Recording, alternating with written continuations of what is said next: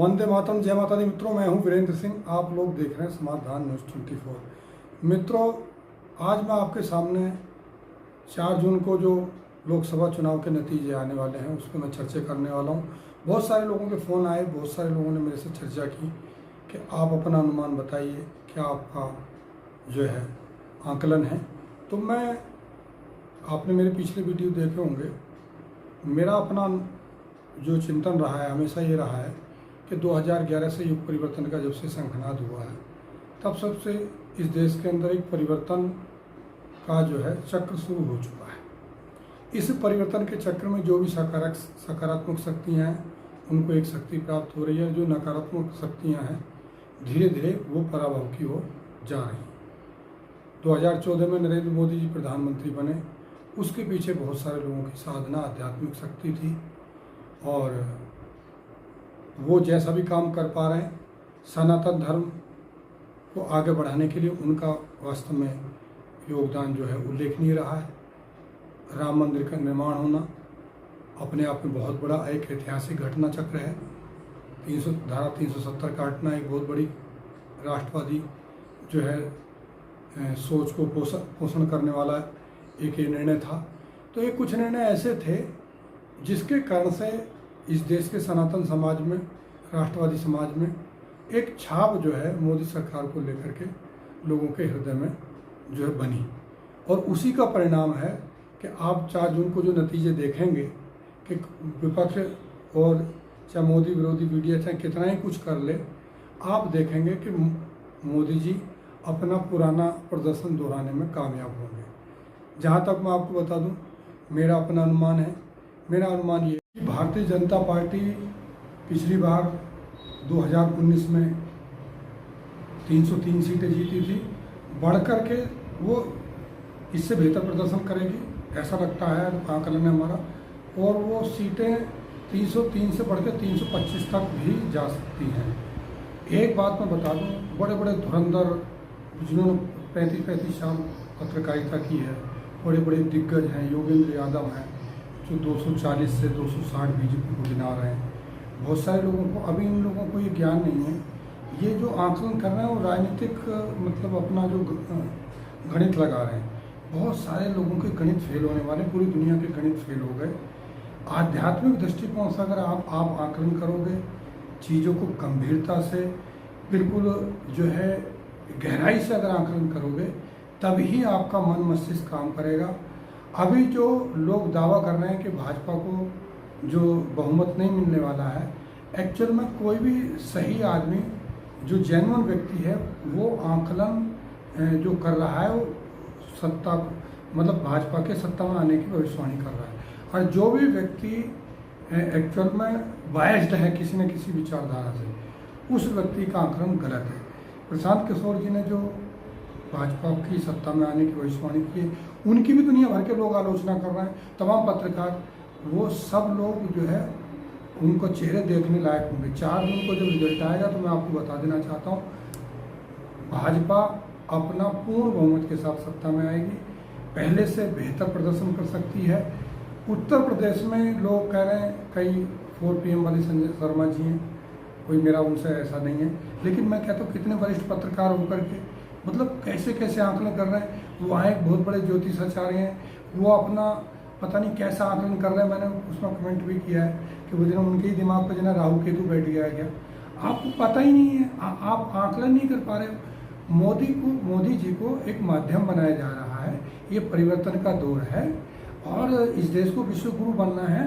तो मानते हैं कि जो अपेक्षाएं जनता की थी, जैसा देश के लोग चाहते थे वैसा उतना शायद भाजपा और मोदी जी नहीं कर पाए, लेकिन जो भी कुछ किया है वो बहुत कुछ किया है और उसी का परिणाम है कि भाजपा पूर्ण बहुमत के साथ सत्ता में आएगी।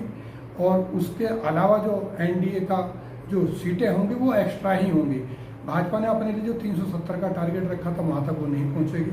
मेरा अनुमान इससे पहले ये था, जब शुरुआत में चुनाव हुए थे, जब वातावरण था राम मंदिर का पूरा हमने देखा, जो भाव थे, हमने अपना आकलन किया था, उस समय मुझे लगता था बीजेपी ने जो अपने लिए 370 का जो टारगेट रखा है और 400 पार का NDA का टारगेट रखा है, उस टारगेट को शायद ये अचीव कर लें।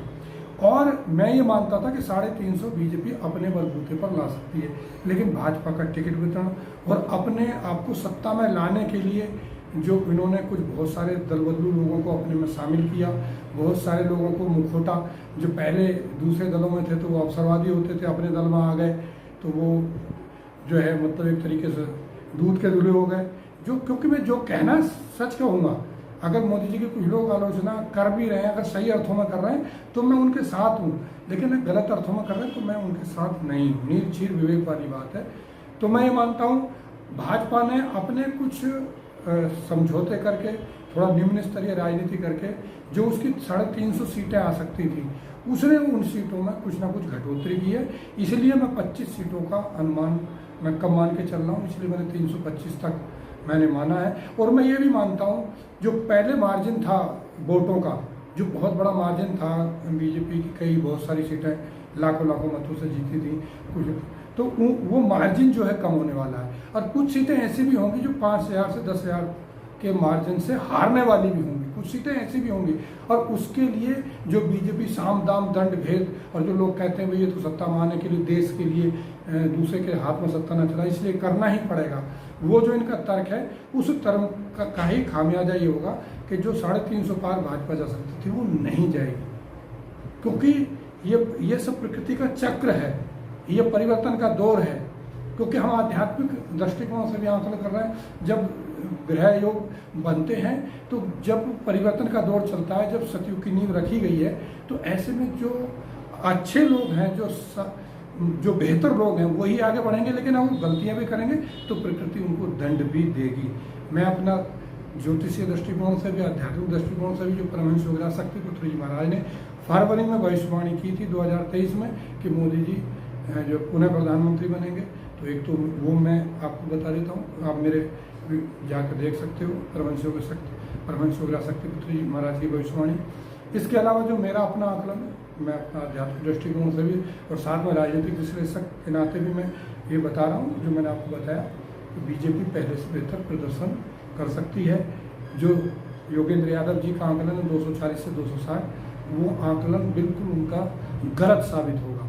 वो मेरे से बहुत वरिष्ठ हैं सामाजिक क्षेत्र में उसमें, लेकिन वो आध्यात्मिक नहीं है। जो भी व्यक्ति आध्यात्मिक दृष्टिकोण से आकलन करेगा उसी का आकलन ठीक होगा। राजीव जी जो 4 PM पर भविष्यवाणी कर रहे हैं, उनकी भविष्यवाणियाँ हो सकता है बहुत सारी सही हों, लेकिन ये भविष्यवाणी मैं बोल रहा हूँ, फिर मैं जब वीडियो बनाऊंगा 4 तारीख को आप देख लेना। राजीव जी ने जो कहा है कि कुछ ऐसे ग्रह योग बन रहे हैं कि जो वो सत्ता से हट जाएंगे और जो है NDA जो है सत्ता से उनकी बागडोर छूट सकती है, नहीं, बिल्कुल नहीं। मोदी जी ही आएंगे, डंके की चोट पर आएंगे और आने वाले समय में भाजपा को सुधार करेगी। तो अभी तो भाजपा 10 साल तक सत्ता में रह सकती है, जब तक। अभी एक बात और बता देता हूँ, सुनिए, बहुत जरूरी बात, कि ये सारे लोग अब EVM को दोष देने वाले 4 तारीख के बाद। तो हम तो ये कह रहे थे कि इतनी सीट आई, हम तो कह रहे थे सत्ता में नहीं आने वाली, इन्होंने EVM के माध्यम से किया। ये सब नाटक मैं आपको पहले बता रहा हूँ, ये EVM को दोष देंगे और ये EVM को दोष देना ही भाजपा को सत्ता में लाने का 50% कारण मैं मानता हूँ।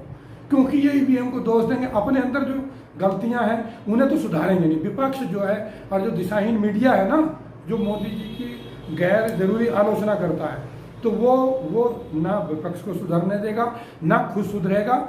और 50% मोदी जी के काम और 50% उसकी दिशाहीनता भाजपा को सत्ता में लाने में जो है भूमिका निभाएगी। क्योंकि वो मीडिया कहेगा ना हम सुधरेंगे, ना विपक्ष को सुधरने देंगे। अब मैं मोटा मोटी एक आपको आकलन बता देता हूँ।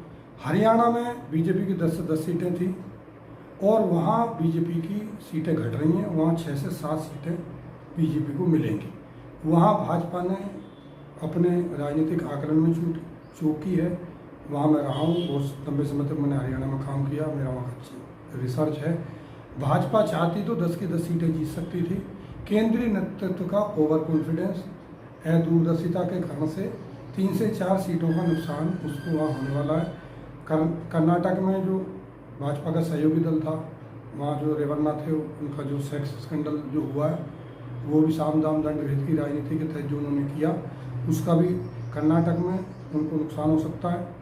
बंगाल में भाजपा बढ़ेगी, आसाम में भाजपा बढ़ेगी, पूर्वोत्तर में कुछ सीटें भाजपा को एक्स्ट्रा मिलेंगी, दक्षिण भारत में भारतीय जनता पार्टी बढ़ने वाली है।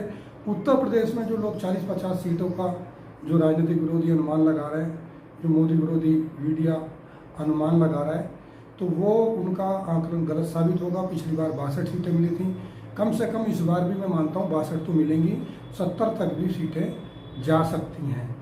तो ये मेरा राजनीतिक आंकलन है और आप लोगों से मैं यही निवेदन करूँगा कि इंतज़ार कीजिए 4 जून का और विश्वास कीजिए।